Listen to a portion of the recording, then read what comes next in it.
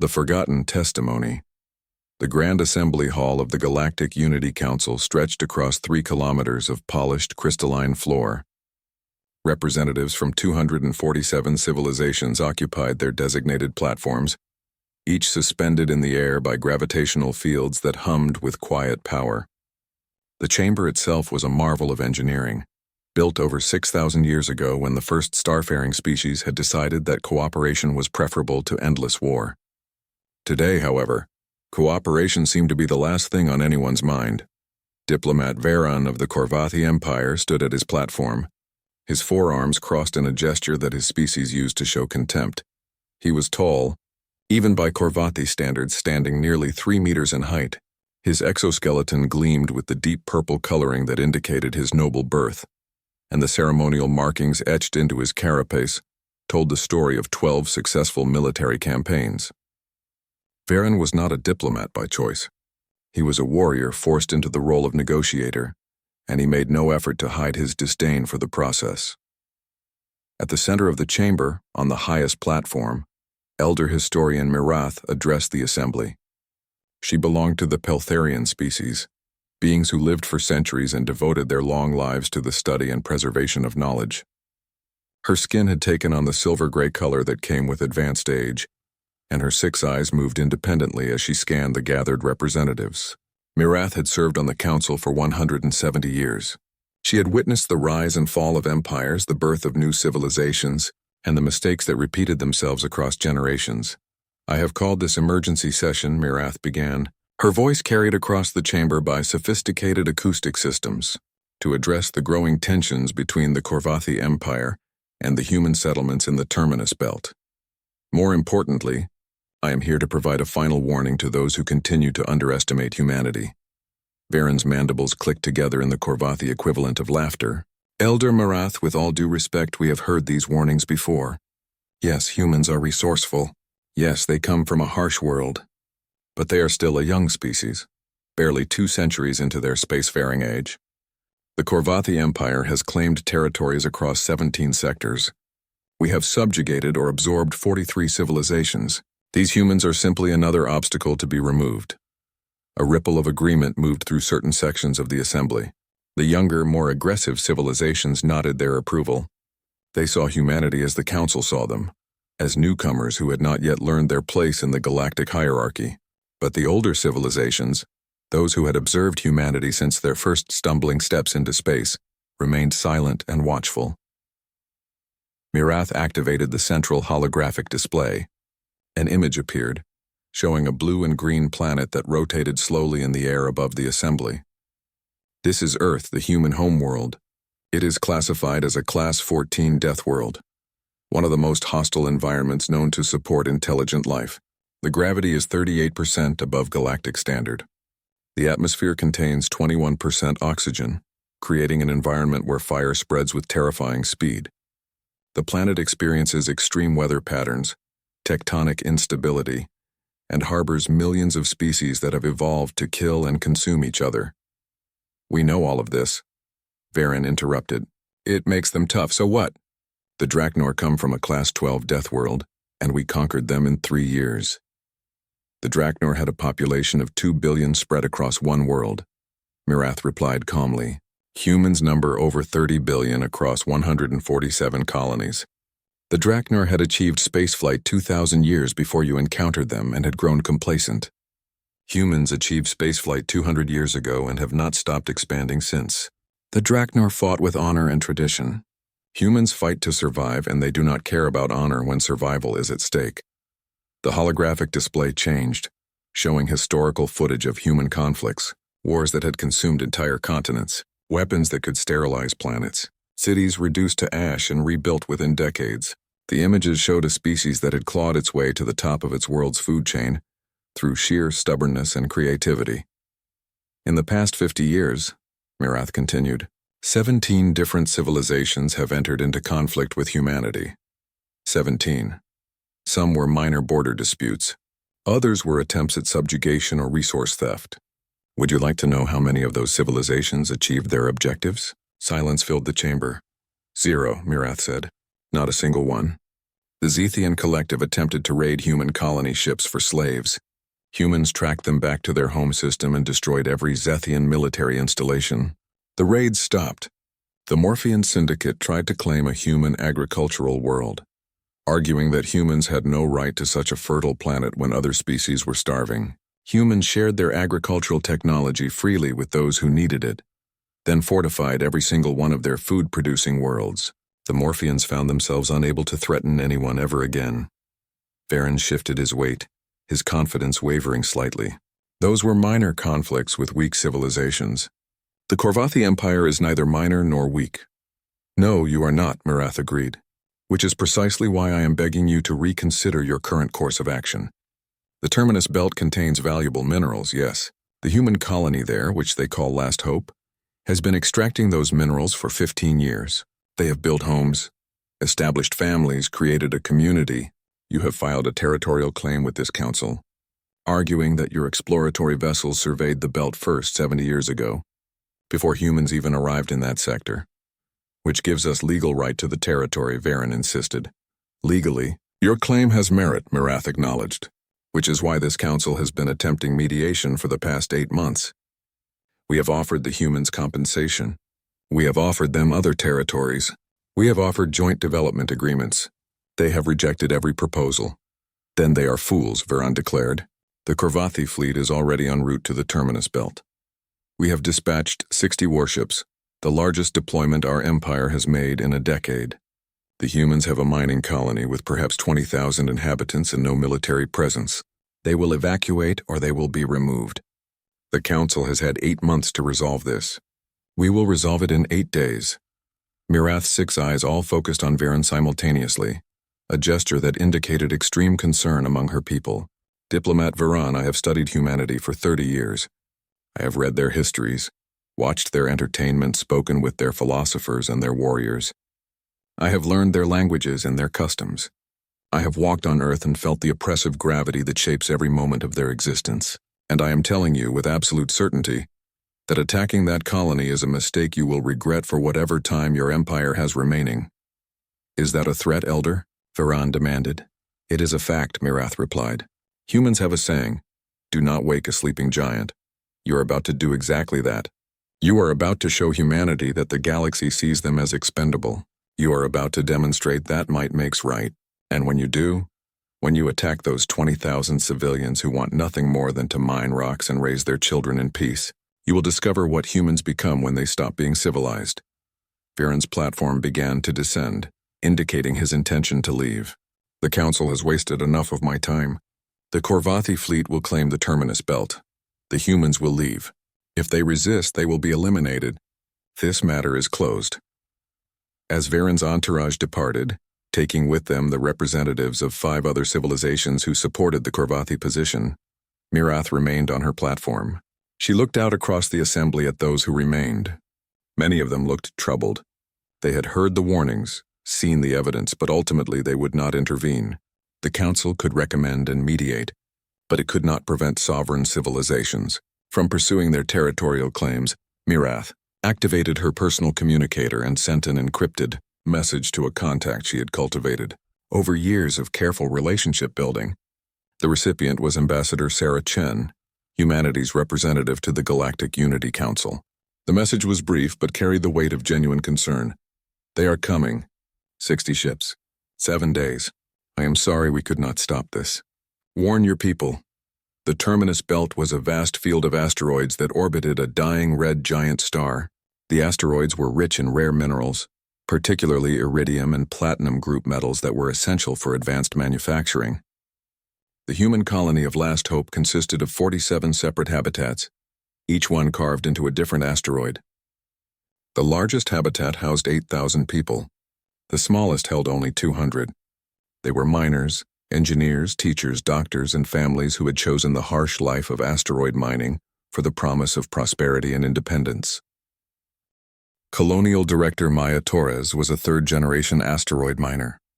Her grandmother had been part of the first wave of human expansion into the belt. Her mother had died in a mining accident when Maya was 12. Maya herself had sworn she would never follow in their footsteps, but somehow she had ended up here anyway. responsible for 20,000 lives scattered across millions of kilometers of space. The message from Ambassador Chen arrived during Maya's morning review of production reports. She read it 3 times, her expression growing darker with each reading. Then she activated the colony-wide communication system and began making calls to every habitat administrator, every ship captain, every person who held a position of responsibility and last hope. 8 hours later, Maya stood in the command center of Habitat 1, looking at the faces on her screens. 47 habitat administrators, 12 freight captains, 6 survey ship commanders, and 3 construction coordinators. Every one of them looked scared. They had every right to be. The Korvathi are coming, Maya said without preamble. 60 warships. They will be here in 7 days. They want us gone, and they are willing to kill us to make that happen. The Council has failed to stop them. Earth is too far away to send help in time. We are alone. Then we evacuate, one of the administrators said immediately. We pack up whatever we can carry and leave. Leave to where? Maya asked. The nearest human colony is 16 light years away. Our fastest ships can make it in 3 weeks if we push the engines to their limits. We have transport capacity for maybe 5,000 people.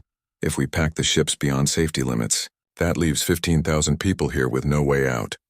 The screens were silent as the reality of their situation settled over them. We could fight, a freight captain suggested. His name was Marcus Webb, a former Earth Defense Force pilot who had retired to the belt 5 years ago. We have ships. We have tools. We can make this costly for them.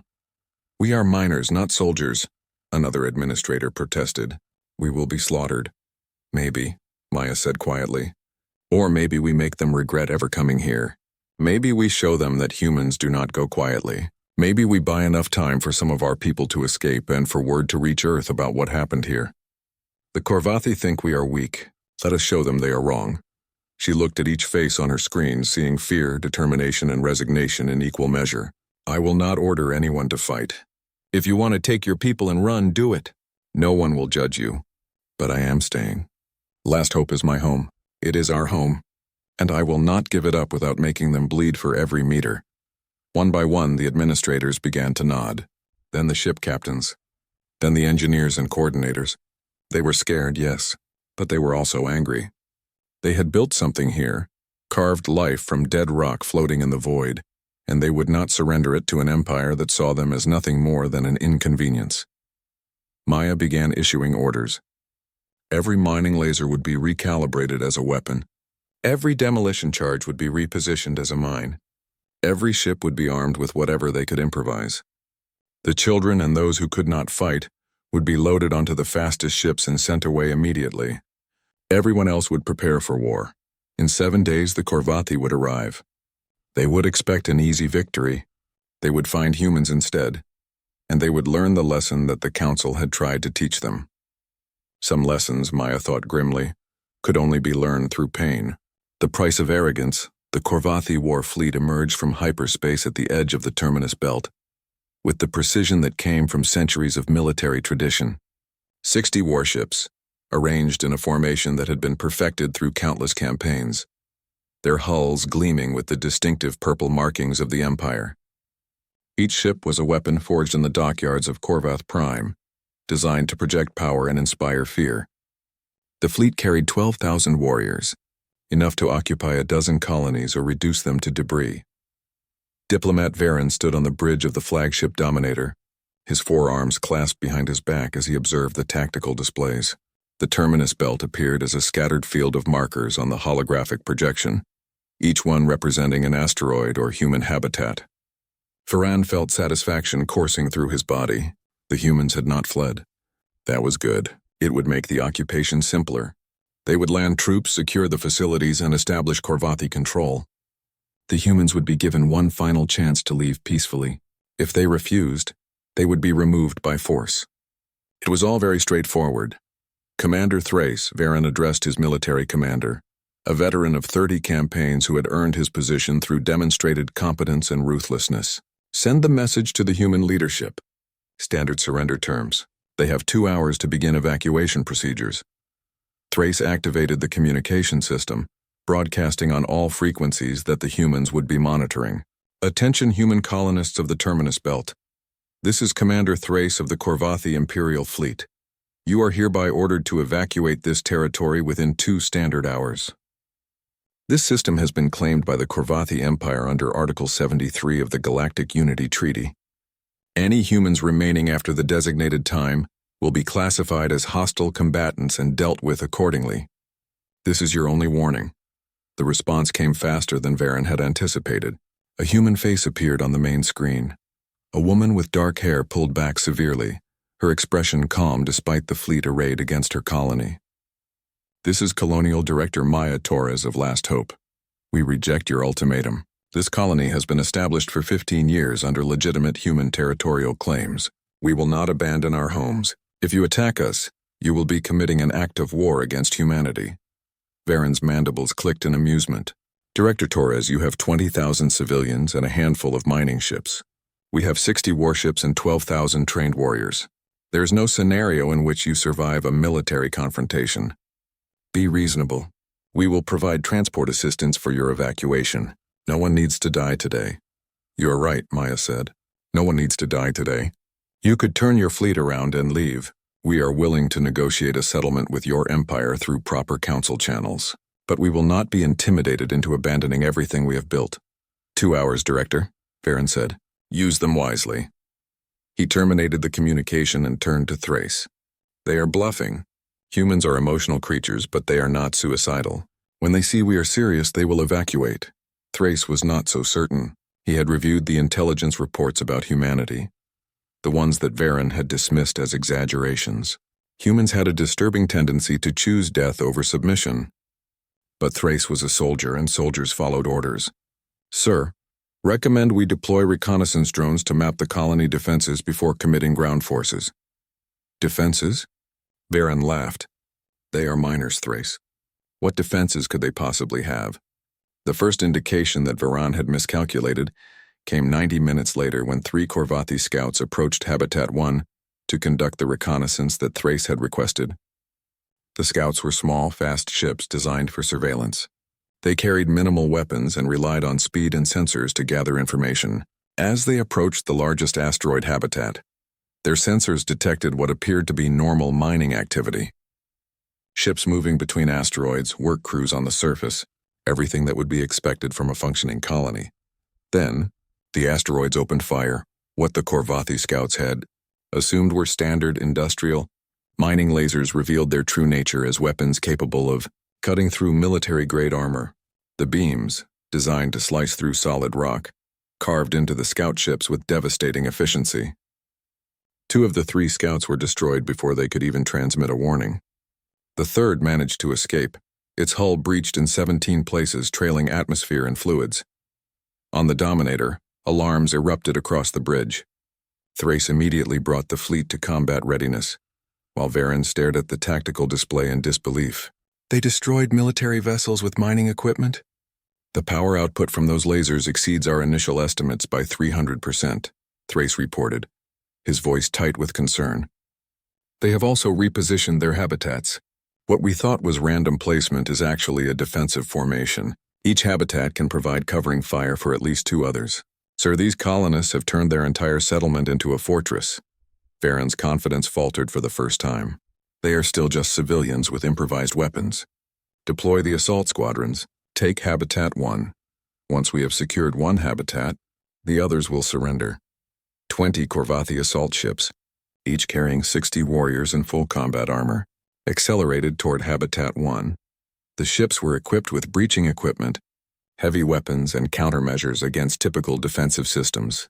They had been designed for exactly this type of operation, dropping troops directly onto hostile installations. The pilots had done this hundreds of times before. It should have been routine. It was not routine. As the assault ships closed to within 10 kilometers of Habitat 1, the space around them suddenly filled with debris. Thousands of pieces of rock, metal, and ice, each one traveling at velocities that turned them into kinetic projectiles. The humans had used their mining charges to fracture asteroids, creating clouds of shrapnel that orbited their habitats like deadly shields. The Corvathi ships flew directly into the trap. 3 assault ships were destroyed instantly, their hulls punctured by hundreds of impacts. 5 more were severely damaged, forced to abort their approach. The remaining ships made it through the debris field but arrived scattered and disorganized. They attempted to land on the surface of the habitat, deploying their warriors for the ground assault that would secure the facility. The surface of Habitat 1 erupted with activity. What had appeared to be normal mining equipment revealed weapon systems. Drilling rigs became missile launchers. Excavation vehicles became mobile gun platforms. The Korvathi warriors found themselves fighting not against scared civilians, but against an enemy that knew every meter of the terrain and had prepared for exactly this scenario. Warrior Captain Drex led the assault on Landing Zone 3, a flat area on the habitat's northern pole that sensors had identified as a cargo bay. His squad of 60 warriors landed smoothly, their powered armor absorbing the impact. They immediately spread out into standard assault formation, weapons ready, moving toward the airlock that would grant them access to the interior. They made it 30 meters before the ground beneath them exploded. The humans had mined the entire landing zone with demolition charges, the same explosives they used to break apart asteroids for processing. When the charges detonated, the force was enough to crack the asteroid's surface and send massive chunks of rock flying into space. Drex and his warriors were caught in the blast. Most died instantly. Those who survived found themselves floating in space, their armor breached, struggling to reach their ships. Across the habitat, similar scenes played out. The Korvathi had trained for urban combat, for shipboard combat, for atmospheric combat.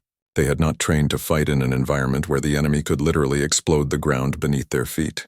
The humans used every advantage their environment provided: explosive decompression to flush out invaders, magnetic mining equipment to disable powered armor, sealed sections suddenly opened to vacuum, industrial cutters that could slice through anything. After 4 hours of brutal combat, Commander Thrace ordered a withdrawal. The Korvathi had managed to establish a small foothold on Habitat 1, but the cost had been catastrophic. They had lost 12 assault ships and over 400 warriors. The humans had lost ground and taken casualties, but they had proven something vital. They could fight, and they could win. Viran sat in his command chair, his exoskeleton dulled with stress hormones that turned his purple coloring almost gray. How is this possible? They are civilians. They are humans, Thrace corrected, and we underestimated them. Sir, I recommend we pull back and reassess our strategy. We need to— No, Viran interrupted. We have committed too much already. If we withdraw now, the Empire will see us as failures. We have 50 ships remaining and thousands of warriors.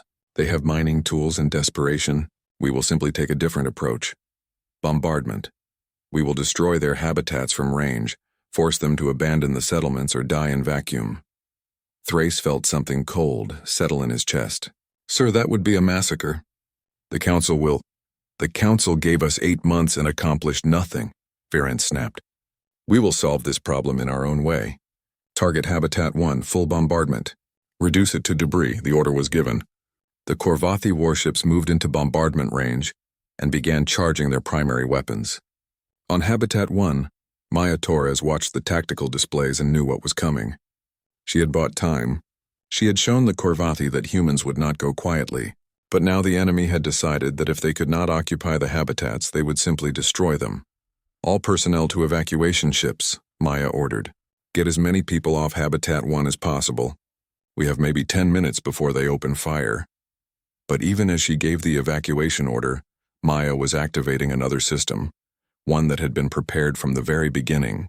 If the Korvathi wanted to destroy habitats, they would learn that humans were very, very good at returning the favor. The Korvathi bombardment began with a salvo of heavy plasma bolts that crossed the distance to Habitat 1 in seconds. The first impacts tore through the asteroid's surface, vaporizing rock and metal. Atmosphere vented into space as the habitat's structural integrity failed. A second salvo followed, then a third. Within 2 minutes, Habitat 1 was a shattered ruin, its interior exposed to vacuum, its systems failing. Viran watched the destruction with grim satisfaction. Continue bombardment on the remaining habitats.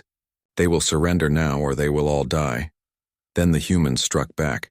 From hidden positions throughout the belt, human ships emerged. Not mining vessels or cargo haulers, real warships. Small, fast attack craft that the colonists had been building in secret for months, ever since tensions with the Korvathi had begun.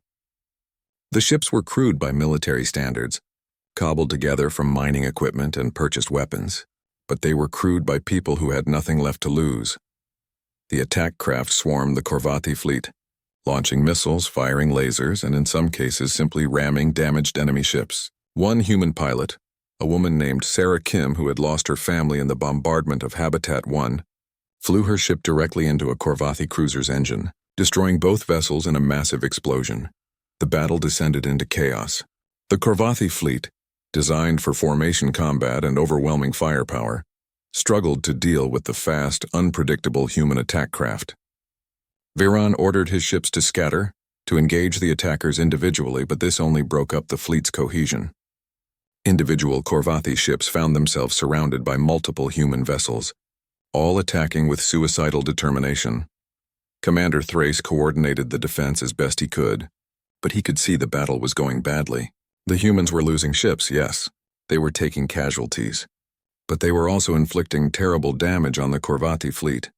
For every human ship destroyed, they took a Korvathi vessel with them. The mathematics of attrition were brutal and simple. The Korvathi had more ships, but the humans had nothing to lose. After 6 hours of combat, Varen's fleet had been reduced to 37 operational vessels. They had destroyed most of the human attack craft, but the cost had been devastating. 8 Korvathi ships had been destroyed outright. Another 15 were damaged to the point of requiring extensive repairs. Casualties among the warriors exceeded 2,000, including warrior Captain Drex and 5 other senior commanders. "Sir, we must withdraw," Thrace insisted. "We cannot sustain these losses. The fleet is in no condition to continue combat operations." For once, Varen did not argue. He had started this campaign with supreme confidence, expecting an easy victory over primitive colonists. Instead, he had walked into a nightmare. These humans, these miners and farmers, had fought with a ferocity that defied all logical assessment. They had turned their tools into weapons, their homes into fortresses, and their desperation into strength. "Begin withdrawal procedures," Varen ordered, his voice hollow. "We will return to Korvathi space for resupply and reinforcement." But before the fleet could begin its retreat, the sensors detected new contacts. Ships were arriving at the edge of the system, dozens of them, then hundreds. Human ships all broadcasting the same signal: Earth Defense Force. Thrace looked at the tactical display with something approaching despair. "Sir, we are detecting over 300 human military vessels entering the system. Fleet carrier designations, battleship signatures. These are not colonists. This is Earth's actual military." Varen stared at the screen, watching as humanity's answer to his invasion took shape. He had ignored the Council's warnings. He had dismissed Elder Mirath's concerns. He had believed that humans were weak, that they were just another minor species to be brushed aside. Now he understood the truth, but the lesson had come far too late. The communication channel opened without anyone on the Korvathi side requesting it. A human face appeared, a man with gray hair and cold eyes. "This is Fleet Commander Chen Wei of the Earth Defense Force. All Korvathi vessels will power down weapons and shields immediately. Any ship that does not comply will be destroyed. You have attacked our civilians. You have killed our people. There will be consequences." Varen looked at his depleted fleet, at the growing human armada, at the ruins of the habitats his forces had destroyed. He had come here to claim territory. He had started a war instead. And now, as the human fleet began its approach, Varen realized that the Korvathi Empire was about to learn exactly what Elder Mirath had tried to warn them about. Humans did not forgive. Humans did not forget. And when you woke the sleeping giant, when you showed humanity that the galaxy saw them as expendable, they became something that no empire could withstand. They became a force of nature, implacable and unstoppable, driven by the simple human truth that some things were worth dying for, and sometimes some things were worth killing for. When Earth answers, the Earth Defense Force fleet hung in space like a statement of intent. 347 warships, representing the largest deployment of human military power since the colony expansion had begun. At the center of the formation was the EDF carrier Indomitable, a vessel so large that it generated its own gravity field. Surrounding it were battleships, cruisers, destroyers, and dozens of smaller craft designed for specific combat roles. This was not a fleet assembled hastily in response to a crisis. This was Earth's answer to a question the galaxy had been asking since humanity had first ventured into space. What happens when you push them too far? Fleet Commander Chen Wei stood on the bridge of the Indomitable, his hands clasped behind his back, his expression carved from stone. He was 62 years old, a career military officer who had served in the expansion wars, the pirate suppression campaigns, and half a dozen other conflicts that had marked humanity's difficult journey to the stars. He had seen combat, had lost friends, had made the hard decisions that command required, but he had never felt the cold anger that filled him now. The reports from the Terminus Belt had reached Earth 16 days ago.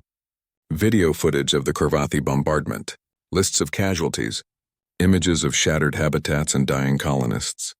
20,000 civilians had been living in last hope. 8,000 were confirmed dead. Another 3,000 were missing, likely killed in the initial bombardment.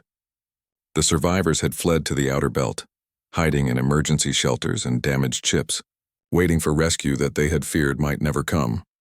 Status report, Chen Wei ordered. His tactical officer, Commander Sarah Mitchell, consulted her displays. All ships in position, sir. The Corvathi fleet has powered down weapons and shields as ordered. They have 37 operational vessels. Intelligence suggests they have sustained heavy damage from combat with colonial defense forces. The colonists fought back, Chen Wei said. It was not a question. Yes, sir. Intelligence recovered from automated sensors shows the colonists inflicted significant casualties before the Corvathi resorted to bombardment. They used mining equipment as weapons, improvised defensive positions, and launched suicide attacks using civilian craft. Preliminary estimates suggest they destroyed 23 Corvathi vessels before our arrival. Chen Wei felt a mixture of pride and grief. 8,000 dead, but they had made the enemy pay for every life. That was the human way. When backed into a corner when given no choice, humans became the most dangerous thing in the universe, someone with nothing left to lose. Open a channel to the Corvathi flagship, Chen Wei ordered. The main screen activated, showing Diplomat Varen. The Corvathi looked diminished somehow. His purple coloring faded, his posture suggesting defeat rather than the arrogance he had displayed before the council. Standing beside him was Commander Thrace, the military leader who had carried out the actual combat operations. Diplomat Varen, Chen Wei said, his voice cold and precise. I am Fleet Commander Chen Wei. I am here to retrieve our people and to address your unprovoked attack on a human civilian colony. You will immediately release any human prisoners you hold. You will provide complete casualty lists and medical assistance to our wounded. And you will surrender yourself and your senior officers for trial under human military jurisdiction. Varen's mandibles clicked nervously. Fleet Commander, I must protest. This is a territorial dispute that should be resolved through the Galactic Unity Council. You have no authority to... We have the authority of 347 warships, Chen Wei interrupted. We have the authority of 8,000 dead civilians. We have the authority of every human in this galaxy, who is now wondering if they will be the next ones targeted by an empire that thinks they can be brushed aside. You attacked us, Varen. You started this. Now you face the consequences. Commander Thrace stepped forward. Fleet Commander, I am responsible for the military operations. Diplomat Varen gave the orders, but I executed them. If there are to be trials, I should stand alongside him. Chen Wei studied the Corvathi commander. There was no arrogance in Thrace, no bluster. Just a soldier who had followed orders and was now willing to face judgment for them. Commander Thrace, did you advise against the bombardment of civilian habitats? Thrace hesitated, then nodded. I did. I recommended withdrawal after our initial ground assault failed. Diplomat Varen ordered the bombardment. Then you will still face charges, but I will note your objections in the record, Chen Wei said. He turned his attention back to Varen. You have 1 hour to comply with my demands. After that, we will assume you have chosen to continue hostilities. I promise you that is a choice you do not want to make. The screen went dark. Chen Wei turned to his communications officer. Send a message to the colonial survivors. Tell them we are here. Tell them they are safe now, and prepare recovery operations for all survivors in the belt. But even as rescue operations began, Chen Wei was aware of a larger problem. The Corvathi were not the only species in the galaxy who had dismissed human warnings. Intelligence reports showed that at least 6 other civilizations had engaged in hostile actions against human interests in recent months. The Yoloran Confederation had seized 3 human trade ships, The Nexus Collective had refused to honor contracts with human companies, claiming that humanity's rapid expansion violated their traditional territories. The Vrin hierarchy had actually attacked a small human research station, killing everyone aboard and claiming it had been an accident. Each incident had been handled through diplomatic channels. The Council had issued statements. Apologies had been made sometimes. Compensation had been negotiated. But nothing fundamental had changed. The galaxy still saw humanity as newcomers, as upstarts who needed to learn their place. The attack on Last Hope had simply been the most extreme example of that attitude. Chen Wei knew that what happened here, in this system, would determine humanity's future in the galaxy.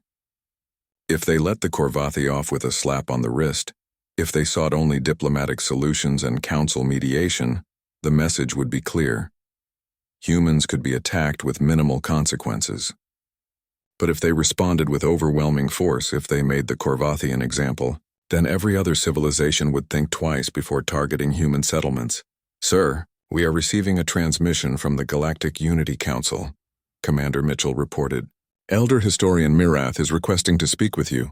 Chen Wei nodded. "Put her through." The elderly Peltharian appeared on the screen, her 6 eyes moving to focus on Chen Wei. "Fleet Commander, I want you to know that I tried to prevent this. I warned Diplomat Varen. I showed the Council evidence of humanity's capabilities. They did not listen." "I know, Elder Mirath," Chen Wei said. "I have read your reports. You have been a friend to humanity. What will you do now?" Mirath asked quietly. "The galaxy is watching. Many species fear human retaliation. Some are calling for a coalition to contain humanity before you become too powerful. Are you among them?" Chen Wei asked.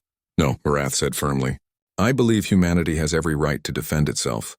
The Korvathi attacked your civilians without provocation. They deserve whatever punishment you choose to impose. But Fleet Commander, I must ask you to show restraint. If you destroy the Korvathi fleet, if you make this a massacre, you will create fear and resentment across the galaxy. You will give your enemies justification for their actions." Chen Wei was silent for a moment. "Elder Mirath, 8,000 of my people are dead. Men, women, children.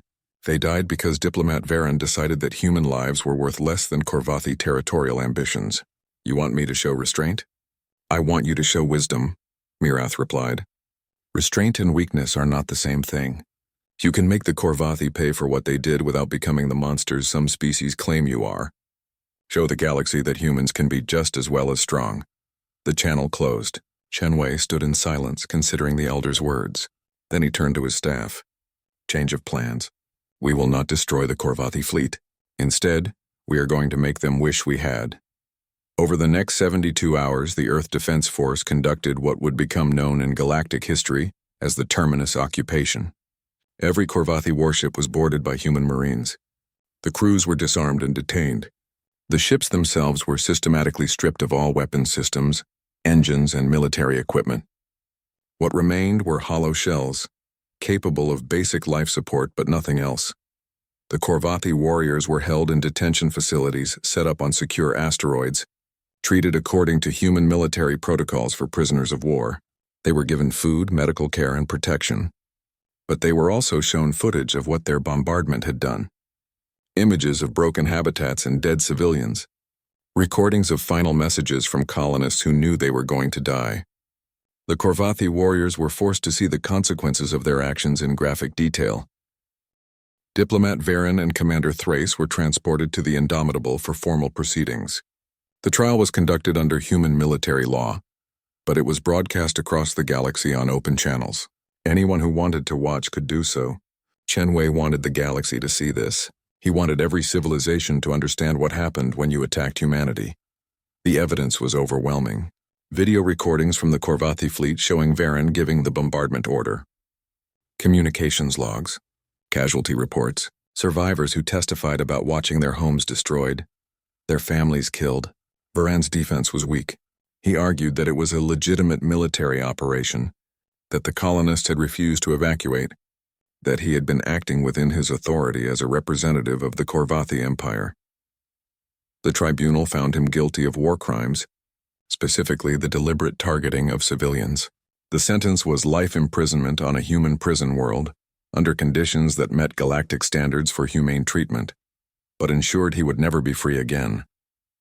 Commander Thrace, because he had objected to the bombardment and had attempted to minimize civilian casualties during ground operations, received a lesser sentence, 20 years imprisonment with possibility of parole after 10.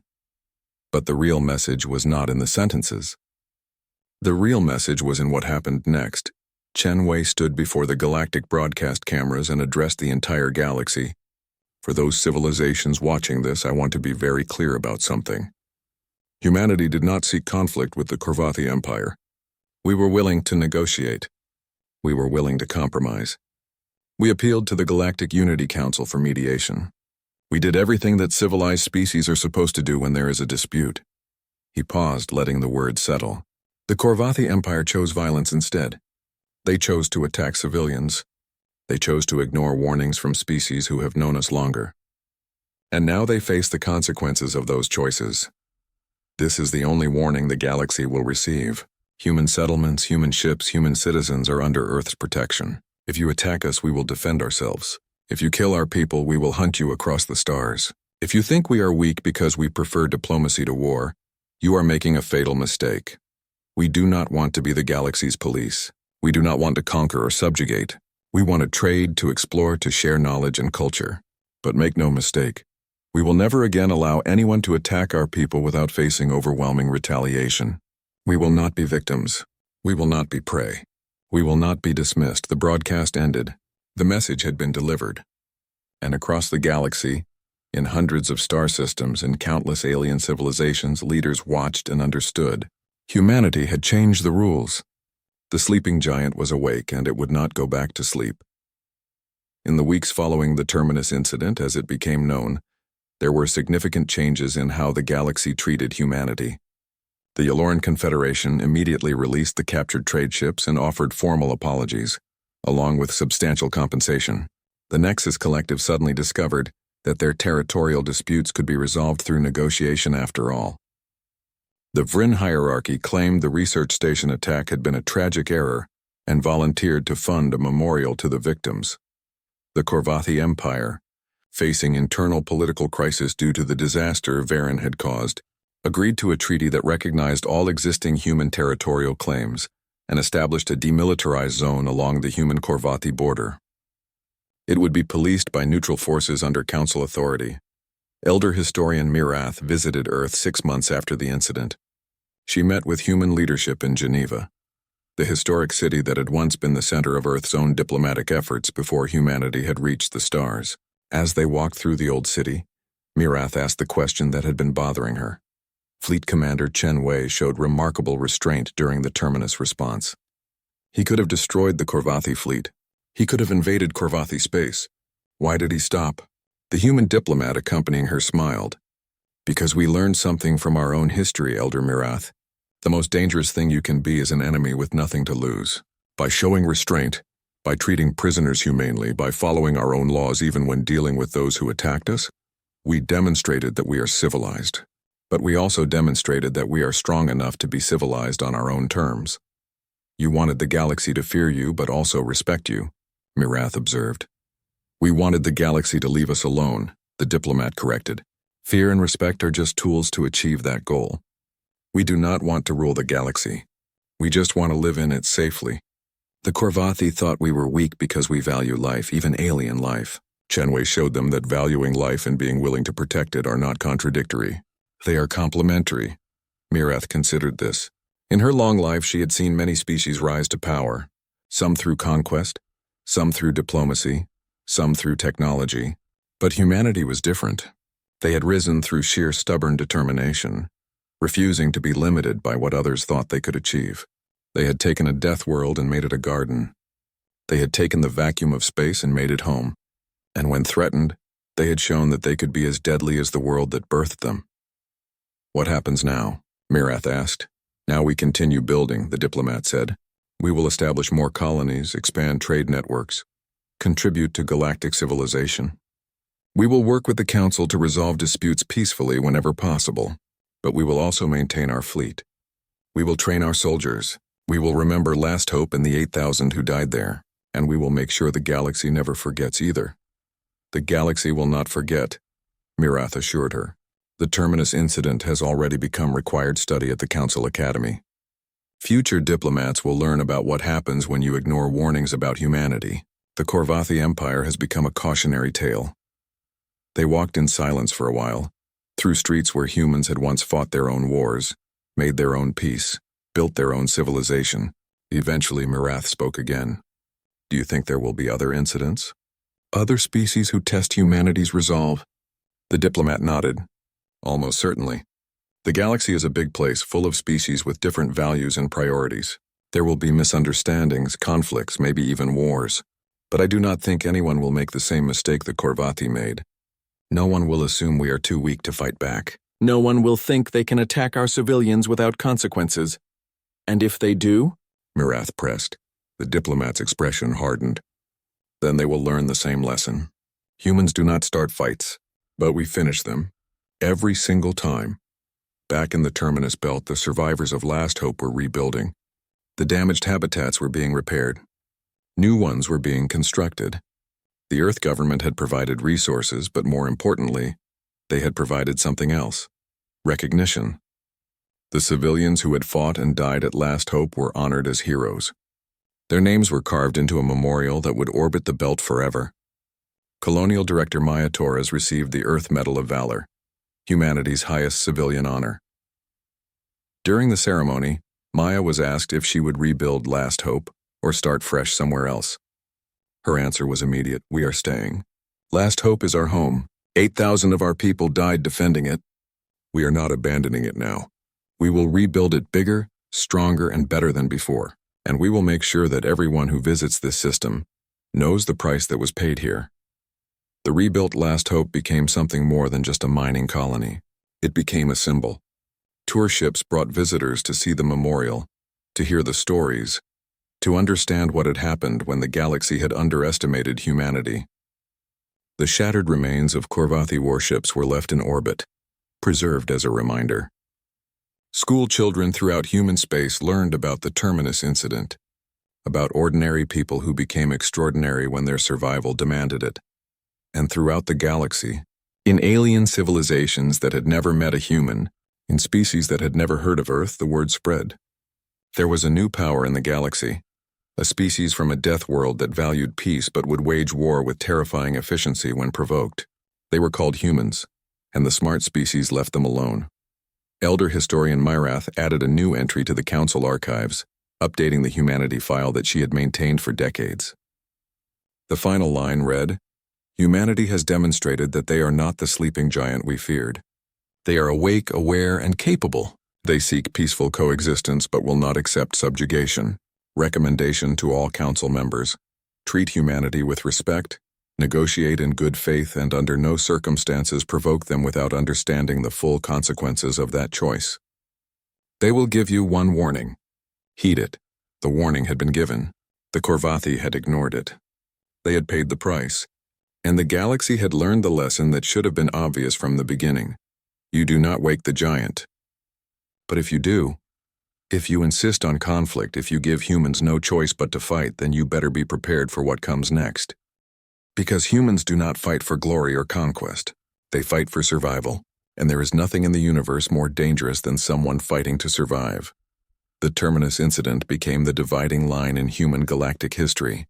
Before, humans had been seen as newcomers, interesting perhaps, but not truly significant. After, they were seen as a power that could not be dismissed. Trade with human worlds increased dramatically. Cultural exchanges flourished. Diplomatic relations that had been cold became warm.